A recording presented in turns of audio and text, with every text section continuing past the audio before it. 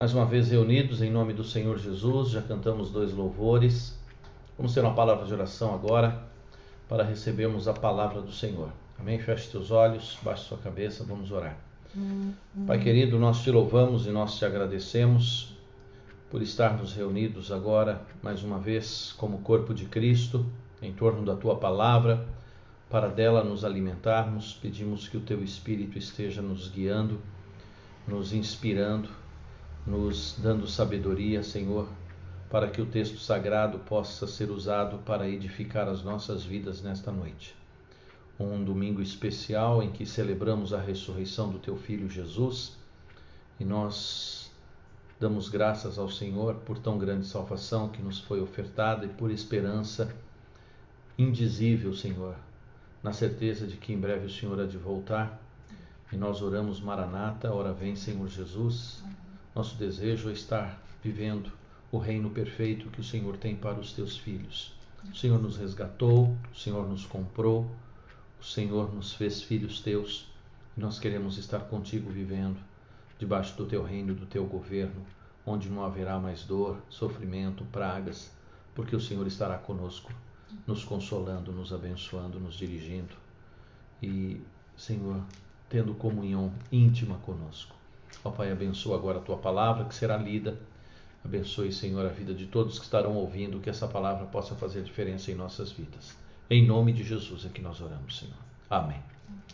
Amém. Abra sua Bíblia na carta de Paulo aos Coríntios, 1 Coríntios, capítulo 15. Recentemente eu estudei essa carta, esse capítulo lá na igreja com os irmãos que ali estavam. Então, alguns vão poder rever o texto, outros vão acessá-lo pela primeira vez. O tema da nossa mensagem nesta noite é a importância da ressurreição para os filhos de Deus. A importância da ressurreição para os filhos de Deus. A minha intenção é percorrer todo o capítulo.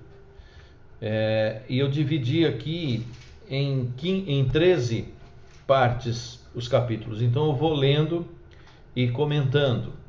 Então eu vou ler no primeiro momento do versículo 1 ao versículo de número 4.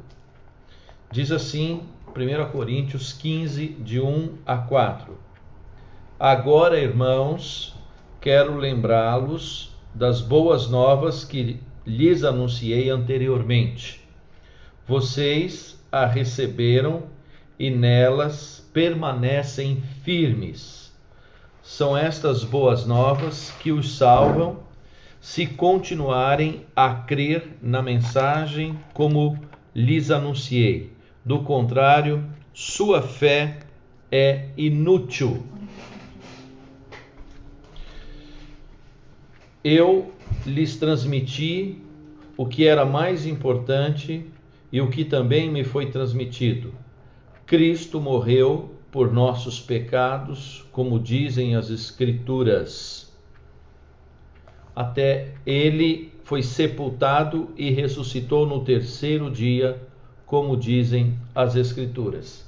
Primeiro ponto a ser compartilhado aqui agora é exatamente isto. A ressurreição de Cristo é a base da fé cristã e faz parte das boas novas do Evangelho. Nós temos aqui praticamente um credo, né?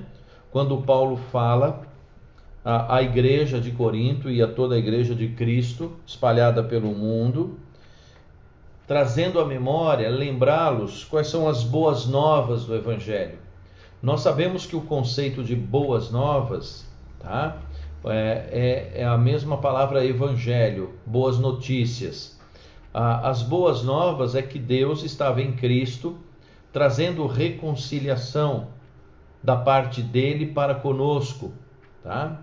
E ele fala aqui da importância de nós nos mantermos firmes nessa notícia, nessas boas novas que foram anunciadas. E aqui ele faz um resumo do credo. Cristo morreu por nossos pecados. Então, primeira parte das boas novas é esta informação: Cristo morreu pelos nossos pecados. E segundo, ele foi sepultado e ressuscitou. Não existiria fé, não existiria cristianismo se não houvesse a ressurreição. Se não houvesse a ressurreição, tá? É preciso haver a ressurreição para que a gente possa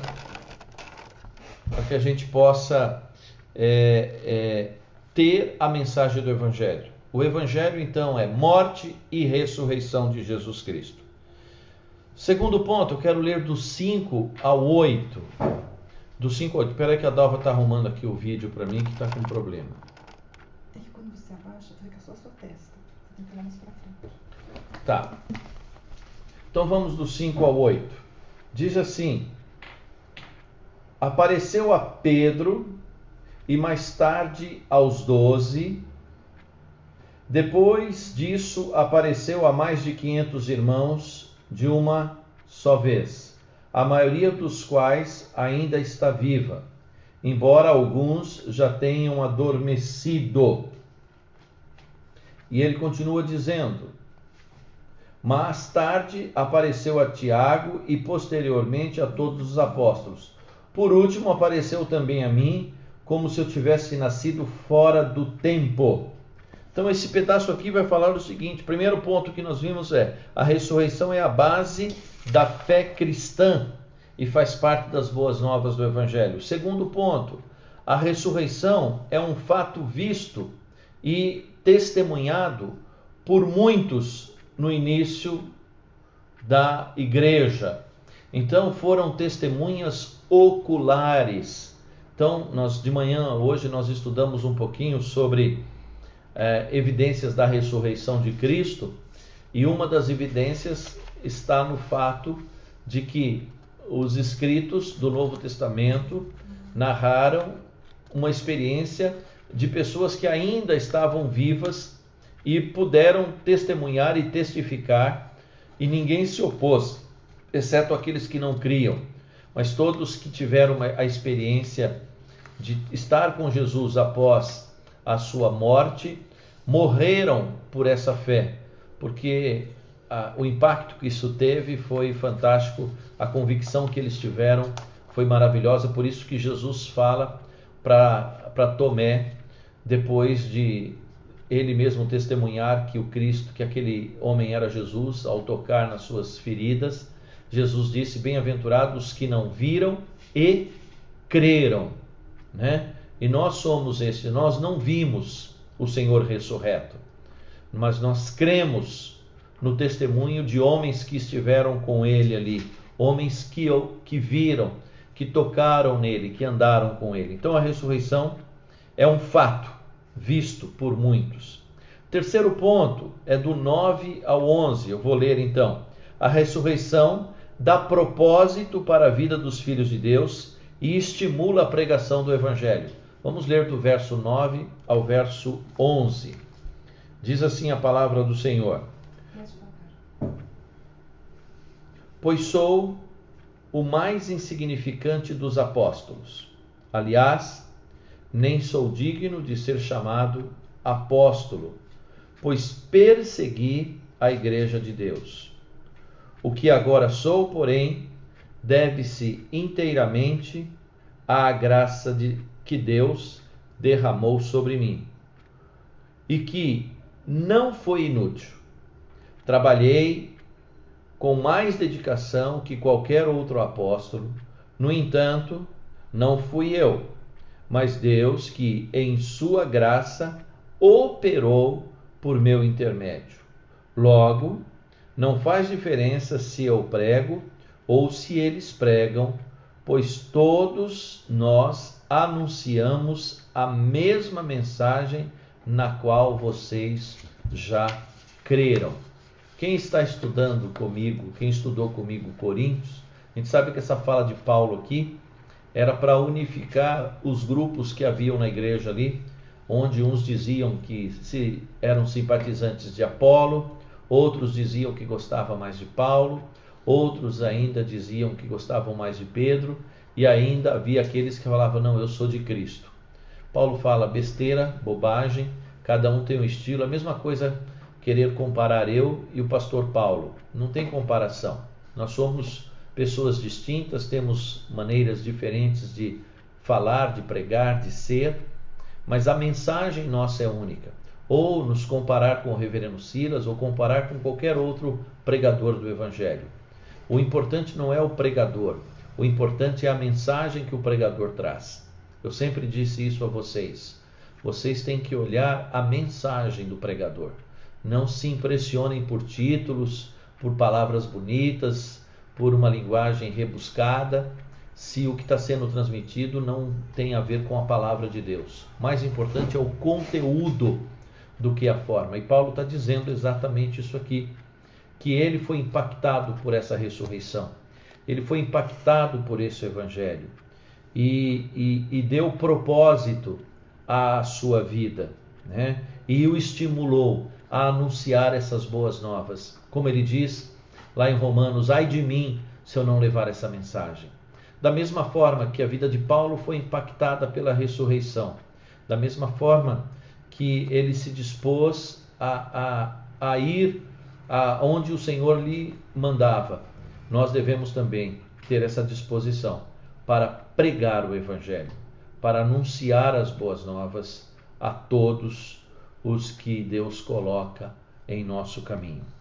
Quarto ponto, negar a ressurreição é negar a própria fé e torná-la inútil. E negar a ressurreição é fazer com que nós sejamos dignos de pena. Veja bem, do verso 12 ao verso 19. Vamos ler o texto. Pois bem, se proclamamos que Cristo ressuscitou dos mortos, por que alguns de vocês afirmam não haver ressurreição dos mortos? Pois, se não existe ressurreição dos mortos, Cristo não ressuscitou. E se Cristo não ressuscitou, nossa pregação é inútil. E a fé que vocês têm também é inútil.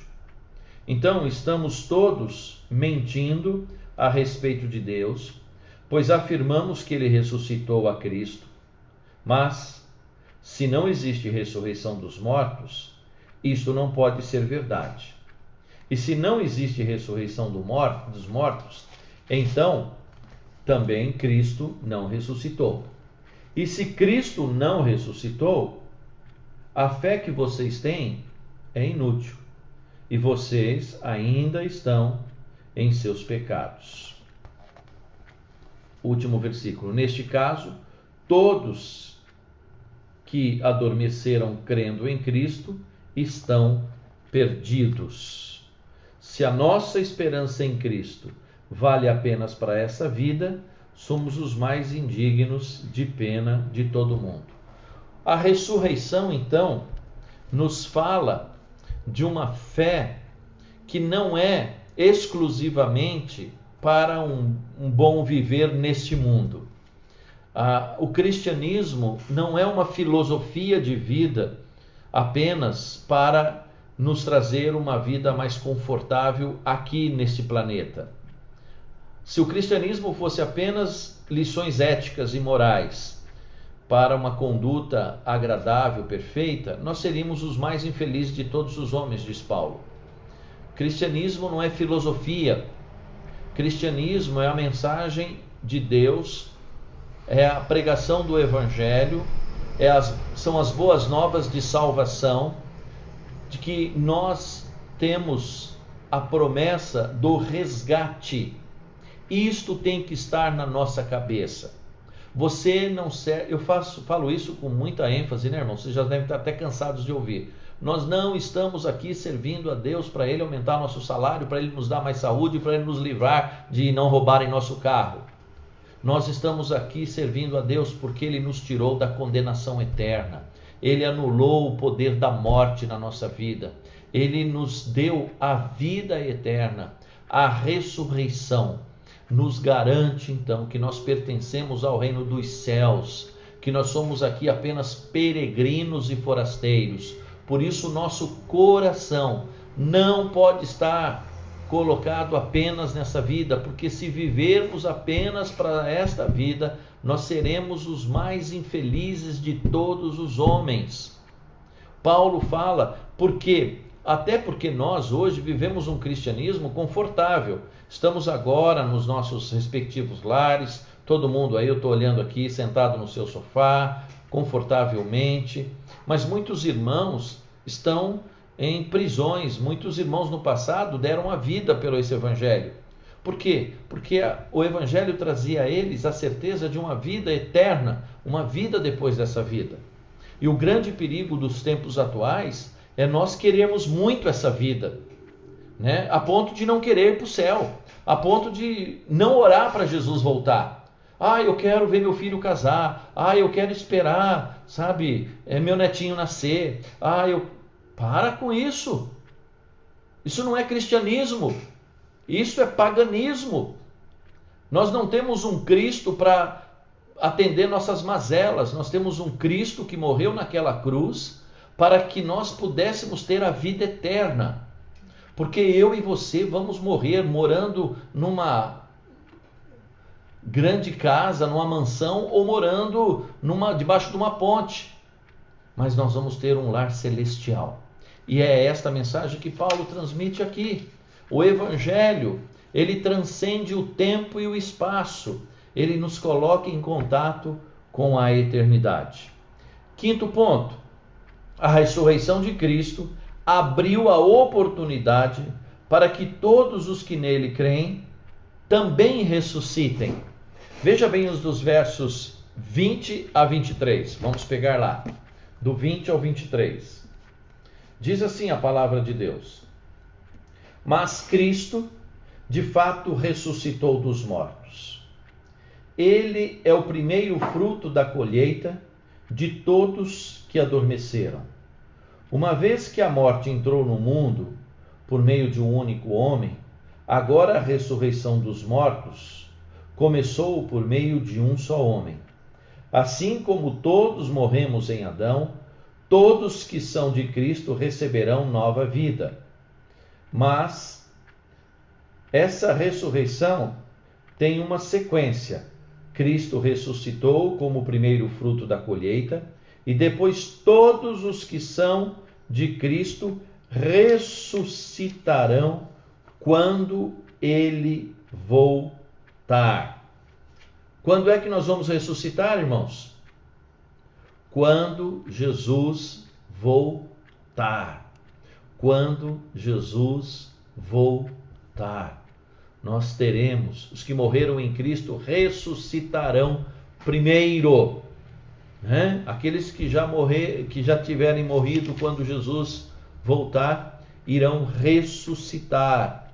Então essa é uma esperança, né? A ressurreição de Cristo, então, nos dá a garantia que a morte foi vencida, de que todos nós que nele cremos, iremos ressuscitar. Amém? Posso ouvir um amém sem ouvir aí? Amém?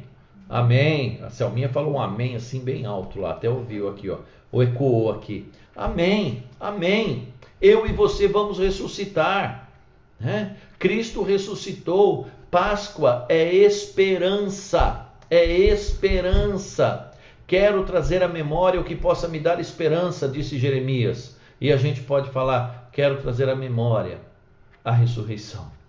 Porque a ressurreição me dá forças para enfrentar as adversidades da vida. Amém, Fernando? Fernando está coçando a careca aí, ó. Aqui a gente pega tudo, viu, Fernando? Não tem jeito. Amém? Que Deus nos abençoe. Sexto ponto. A ressurreição estabelece o fim do período das trevas e da morte, do 24 ao 29. Vamos lá. Olha o que diz. Então virá o fim, quando ele entregar o reino de Deus, o Pai, depois de ter destruído todos os governantes e autoridades e todo poder. pois é necessário que Cristo reine até que tenha colocado todos os seus inimigos debaixo dos seus pés. Agora olha o versículo 26. E o último inimigo a ser destruído é quem? É a morte. O último inimigo a ser destruído é a morte. Pois as Escrituras dizem: Deus pôs todas as coisas sobre a autoridade dele. Claro que quando se diz que todas as coisas estão sujeitas à autoridade dele, isto não inclui aquele que conferiu essa autoridade a Cristo. Então, quando todas as coisas estiverem sob a autoridade do Filho, ele se colocará sob a autoridade de Deus, para que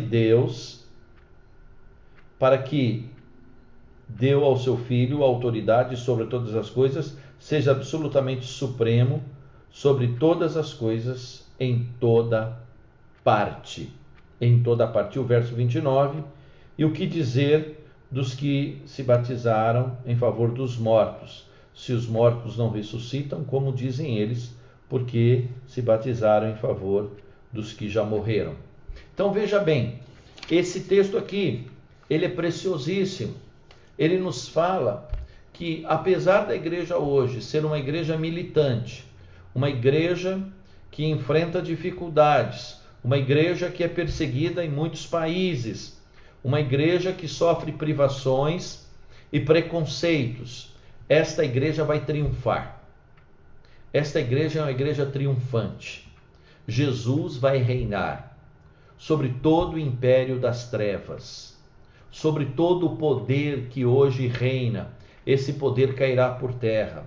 Esses dias estão contados. Satanás sabe que as horas dele estão acabando. E aqui nós temos essa palavra de esperança, de confiança, que a ressurreição nos garantiu que Jesus vai reinar como Rei dos Reis, como Senhor dos Senhores. Agora, o sétimo ponto, do 30 ao 31. A ressurreição nos estimula a pregarmos o Evangelho, mesmo quando corremos risco de morrer. Tá? Versículos 30 e 31. Paulo fala assim: E nós, por que arriscamos a vida o tempo todo? Pois eu afirmo, irmãos, que enfrento a morte diariamente, assim como afirmo meu orgulho daquilo que Cristo Jesus, nosso Senhor, fez em vocês. E se não haverá ressurreição dos mortos, de que me adianta ter lutado contra feras, isto é, aquela gente de Éfeso? Se não há ressurreição, comamos e bebamos, porque amanhã morreremos. Tá? Eu lia mais, era o 30 e o 31. Então, a ressurreição aqui estimula Paulo, quando ele fala aqui, a arriscar a própria vida, a pregar, a anunciar o Evangelho. Nós não devemos ter medo. Não devemos ter medo das consequências.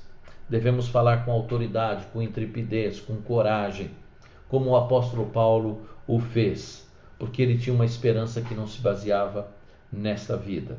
Amém? Hoje nós não temos nenhum risco de morrermos porque pregamos o Evangelho, mas ainda não. Vocês estão vendo aí tantas teorias surgindo, alguns estudos escatológicos falando dessa mudança geopolítica, econômica a partir do coronavírus. O que vai ser o mundo pós-coronavírus? Nós não sabemos. Como é que a gente sabe que profeticamente o anticristo tem que aparecer. O governo de Satanás vai surgir. Israel vai reconhecer esse anticristo como o Messias. Israel até hoje está esperando o Messias. Eles não acreditam que Jesus seja o Messias. Então vai vir o Messias de Israel. Mas a Bíblia fala que ele será um anticristo, um governo de ordem mundial. Nós temos visto já pessoas dizendo, governantes dizendo, da reorganização geopolítica do mundo. né? Como é que o mundo vai ser? O mundo está endividado. Quantos milhões não foram gastos, estão sendo gastos no combate a essa enfermidade? Então a gente não sabe como é que vai ser a igreja de amanhã.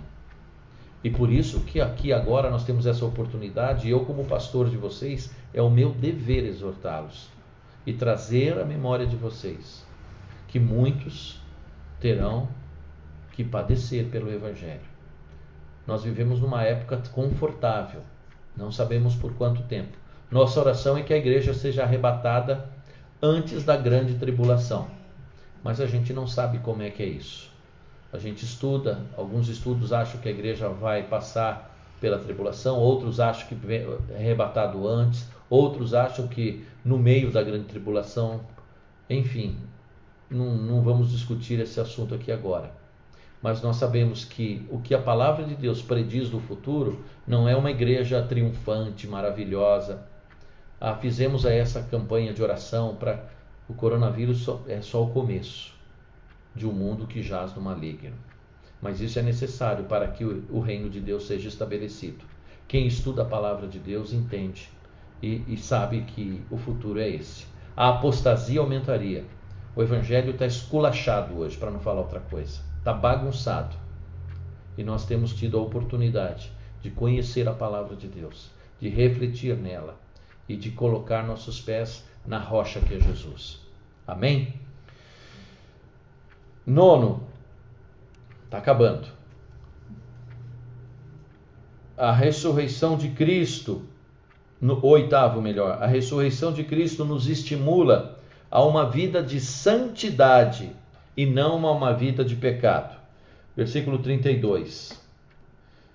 Eu já tinha lido, vou ler de novo. E se não haverá ressurreição dos mortos, de que adiantou ter lutado contra feras, isto é, contra aquela gente de Éfeso? Se não há ressurreição, comamos e bebamos, porque amanhã morreremos. E aí, ele vai dizer exatamente, né, isso. Olha lá os versos seguintes. Não se deixem enganar pelos que dizem essas coisas. Que coisas? Que não há ressurreição. Pois as más companhias corrompem o bom caráter, as más conversações corrompem os bons costumes.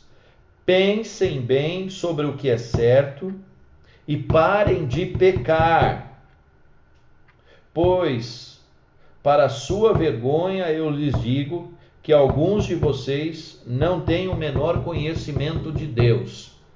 O que a palavra está dizendo aqui para nós, para mim e para você? Tá? A ressurreição deve ser um motivo para eu ter uma vida santa. Uma vida, não é que uma vida perfeita que nós não conseguimos, mas nós não devemos ter pacto, nós não devemos ter relacionamento íntimo com a vida de pecado. O pecado, como eu já disse várias vezes a vocês, e digo a mim, o pecado tem que ser um acidente de percurso. O pecado tem que ser fruto da nossa imperfeição, e não um hábito, e não um estilo de vida. Tais fostes alguns de vós, diz Paulo, mas lavastes, fossem resgatados. Nós somos uma nova criatura. E Paulo está exortando a igreja de Corinto aqui, para de viver uma vida de pecado. Se vocês são do Senhor, vocês não têm que viver no mundo. Não estamos no mundo, não ameis o mundo, nem as coisas que no mundo há, porque se alguém amar o mundo, o amor do Pai não está nele. E Paulo fala que tem gente, está falando para a igreja de Corinto, tem muitos que estão aí dentro da igreja que não têm o mínimo conhecimento de Deus. Oxalá fosse só na igreja de Corinto, né? Então eu não sei como é que está teu conhecimento de Deus, o quanto tempo você gasta com a palavra de Deus, mas você tem que gastar mais tempo, eu tenho que gastar mais tempo estudando, lendo, meditando, conhecendo a palavra de Deus. Esse tempo tem que ser precioso nas nossas vidas. Amém? 35. Nono, a ressurreição nos permitirá ter um novo corpo, um corpo glorificado. Do 35 ao 44. Vamos ler. Alguém pode perguntar: como os mortos ressuscitarão? Que tipo de corpo terão? Que perguntas mais tolas! A semente só cresce e se forma em planta depois que morre. E aquilo que se coloca no solo não é a planta que crescerá, mas apenas uma semente de trigo ou de alguma outra planta. Então Deus lhe dá o novo corpo como ele quer. Um tipo diferente de planta cresce de cada tipo de semente. Da mesma forma, há tipos diferentes de carne. Tipos para os seres humanos, outro para os animais, outros para as aves e outros para os peixes. Também há corpos celestes e corpos terrestres. A glória do corpo celeste é diferente da glória dos corpos terrestres. O sol tem um tipo de glória, enquanto a lua e as estrelas têm outro. E até mesmo as estrelas diferem em glória uma das outras. O mesmo acontece com a ressurreição dos mortos. Quando morremos, o corpo terreno é plantado no solo, mas ressuscitará para viver para sempre. Nosso corpo é enterrado em desonra, mas ressuscitará em glória. É enterrado em fraqueza, mas ressuscitará em força. É enterrado como corpo natural, mas ressuscitará como corpo espiritual. Pois assim como há corpos naturais, também há corpos espirituais. O texto nessa tradução é perfeita, né? O texto nessa tradução deixa muito claro o que a palavra de Deus está nos dizendo, tá? A ressurreição vai fazer com que nós sejamos transformados. Você não vai ser mais quem você é. Você não vai ser mais esse ser cheio de complexos, esse ser cheio de dúvidas, esse ser cheio de dores, esse ser esquisito que nós somos, não é? Às vezes você não se estranha, você fala assim, não, eu sou enrolado, hein? Às vezes a gente fica tão atrapalhado, né? Mas um dia nós teremos esse corpo transformado. Nós não vamos ter mais problema com saúde, problema de coração, problema de obesidade, problema de queda de cabelo, problema de altura, problema de, sei lá. Todos os nossos defeitos deixarão de existir. Aqueles que se acham tão feios vão se sentir mais bonitos, né? E aqueles que se acham bonitos ficarão mais bonitos ainda. Então nós vamos ter um corpo perfeito, né? Vale a pena. Vale a pena. Esse novo corpo que Deus vai nos dar. Você vai continuar existindo, mas existindo de uma forma maravilhosa. De uma forma extraordinária. Isso é uma promessa que só o Evangelho traz. Isso é uma promessa maravilhosa. Estou vendo o sorriso do Adriano ali, ó. O Adriano só está imaginando, né, Adriano? Bênção, bênção dos céus. Bênção dos céus. A gente ter essa certeza, essa é promessa de Deus. Você crê isso? Faz assim com a sua mão se você crê isso. Amém? Amém? Glória a Deus. Glória a Deus. A gente crê nisso, porque é promessa de Deus. Então a ressurreição nos permitirá termos um corpo novo, um corpo glorificado. Agora, do 45 ao 50, a ressurreição nos fez sermos cidadãos dos céus. Olha que coisa linda. Do 45 ao 50. As Escrituras nos dizem: o primeiro homem, Adão, se tornou ser vivo. Mas o último Adão é espírito que dá vida. Levanta o rosto. Primeiro vem o corpo natural, depois o corpo espiritual. O primeiro homem foi feito do pó da terra, quando o segundo homem veio do céu. Os que são da terra são como o homem terreno, e os que são do céu são como o homem celestial. Da mesma forma que agora somos homem terreno, algum dia, olha que palavra preciosa, algum dia seremos como homem celestial. Grifa isso aí na sua Bíblia, tá? Você vai ser um ser celestial, um cidadão dos céus. Isso aí a gente tinha que dar um aleluia, um glória a Deus, que nem os assembleianos fazem, né? Nós vamos ser seres celestiais. Isso aqui é maravilhoso, é maravilhoso. Eu sou cidadão dos céus.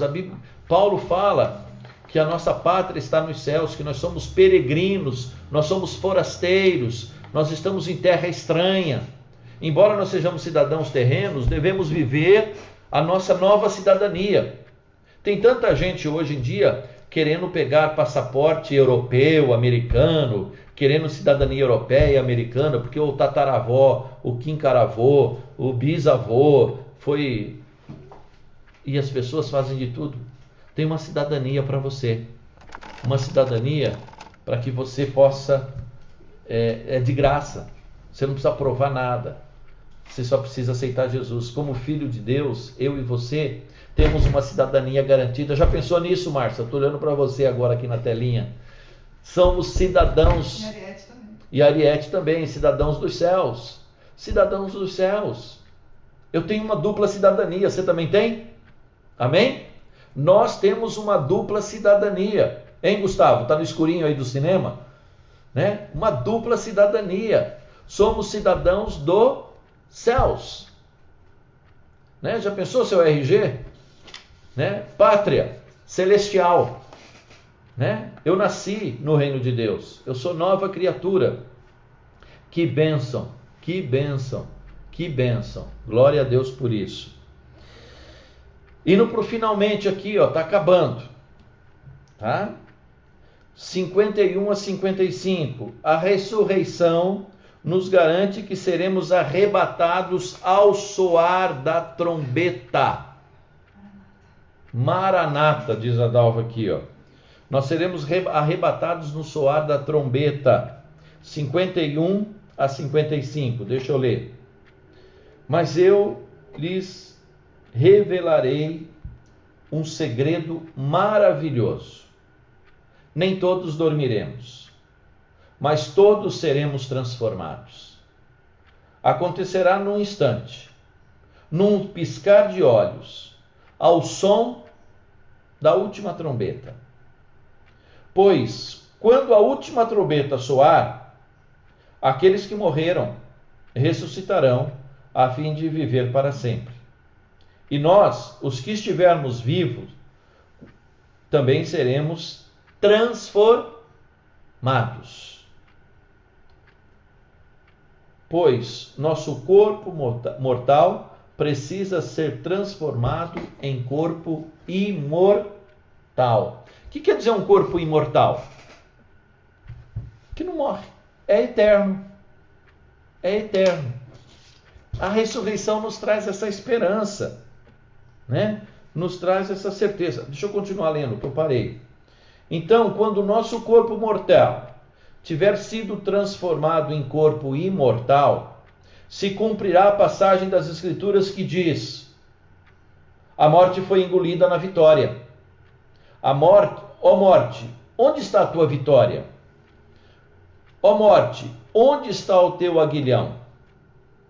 Percebe? O pecado é o aguilhão da morte, que nos fere, e a lei é que torna o pecado mais forte. Então, a ressurreição nos deu a vitória sobre o pecado e sobre a morte. Olha o verso 57. Mas graças a Deus que nos dá a vitória sobre o pecado e sobre a morte. É Deus que nos deu, essa vitória já está garantida. A vitória já está garantida, o pecado não terá domínio mais sobre vós. O pecado não pode mais condená-los. A vitória foi garantida, né? Graças a Deus que nos dá a vitória sobre o pecado e sobre a morte por meio do nosso Senhor Jesus Cristo. Então, uma vitória dupla. Nós vencemos o poder condenatório do pecado e nós vencemos o poder de aniquilação que a morte nos trazia. E por fim, nós temos aqui o último versículo, né?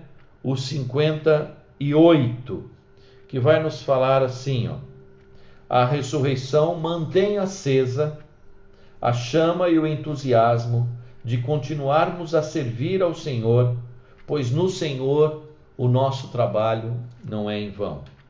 Portanto, meus amados irmãos, sejam fortes e firmes, trabalhem sempre para o Senhor com desânimo. É isso que está escrito aí? Não. Com entusiasmo, pois vocês sabem que nada do que fazem para o Senhor é inútil. Não existe privilégio maior. Não existe privilégio maior de você poder servir a Deus. Ser chamado para servir a Deus através do seu dom e seu talento é um privilégio. Você tem que dar glórias a Deus. Você tem que eu não sei qual é o seu dom, mas não enterre seu talento. Não negligencie o dom de Deus. Paulo fala para Timóteo, não despreze, não negligencie aquilo que Deus lhe deu. E eu quero falar para você, para cada um de vocês, não negligencie o seu dom. Coloque o seu dom, coloque o seu talento a serviço do reino de Deus. Coloque tudo aquilo que Deus lhe deu como prêmio, como bênção, e consagre ao Senhor. Entrega ao Senhor tua vida, entrega a Deus os teus talentos, para você ser usado, para você ser bênção, porque a Bíblia fala que no Senhor isso não é vão. Não estou ganhando nada por isso. Você está ganhando, nós estamos ganhando, né? Nós não estamos ganhando materialmente, mas estamos ganhando espiritualmente. Às vezes ganhando até materialmente, porque é um prazer poder servir. Quando nós nos doamos, quando nós nos servimos, somos nós os abençoados. Irmãos, essa é a palavra da ressurreição, do culto de ressurreição para nós nesta noite. Que essa palavra possa encontrar refúgio no seu coração. Eu espero, eu tenho aqui o texto, tudo que eu escrevi está aqui, ó, depois eu posso disponibilizar para vocês. Eu mandar no WhatsApp. Eu vou tirar uma foto e publicar no WhatsApp aí, para que vocês possam ter esse texto que eu acabei de estudar. Amém? Vamos ter uma palavra de oração. Em seguida vamos ouvir o louvor pelos nossos irmãos a Tati e o Josué. Baixe sua cabeça, vamos orar ao Senhor agora. Eterno Deus, querido Pai, como nós podemos agradecê-lo? Não há palavras que possam expressar a nossa gratidão por Cristo ter ressuscitado. Por Ele ter ressuscitado, o Senhor manteve acesa a nossa esperança. E é essa esperança de que nós vamos morar no reino eterno. Essa esperança de que o Senhor está caminhando conosco, apesar de todas as dificuldades que nós possamos ter aqui. Mas sabemos que esse tempo de dor e sofrimento há de passar. Que as angústias hão de cessar. Porque haverá um novo tempo, porque a Tua palavra nos diz que haverá um novo céu, uma nova terra, aonde nós estaremos para sempre com o Senhor. Pai, que nós possamos levar essa mensagem de vida e esperança a todos aqueles que nós amamos. Não nos faça, Senhor, nos acovardar, não nos permita nos intimidarmos diante das ofensivas do inimigo, para que fechemos nossos lábios. Mas que nós possamos abrir os nossos lábios e falar com intrepidez, com autoridade que Paulo, que os apóstolos, que os cristãos do primeiro século tiveram. Que nós possamos testemunhar do Evangelho aos nossos amigos, aos nossos vizinhos, aos nossos colegas de trabalho, Senhor. Àqueles que o Senhor colocar em nossos caminhos. Que nós possamos levar essa mensagem de vida e esperança. Muito obrigado, Senhor, pela nossa igreja, pelo nosso grupo, pelos irmãos, por esse tempo que o Senhor está nos dando. Em nome de Jesus. Que a graça do nosso Senhor Jesus Cristo, o amor eterno de nosso Deus Pai, que as ricas e preciosas consolações do Espírito Santo possam estar sobre vocês, amados, e sobre a igreja do Senhor Jesus, hoje e para todos sempre. Amém. Amém? Que Deus abençoe. Vamos ouvir então agora mais um louvor por parte da Tati e do Josué, e eu vou aqui no Facebook estar desligando. Deus abençoe os irmãos e tenham todos uma semana abençoada. Até quarta-feira para o nosso estudo bíblico.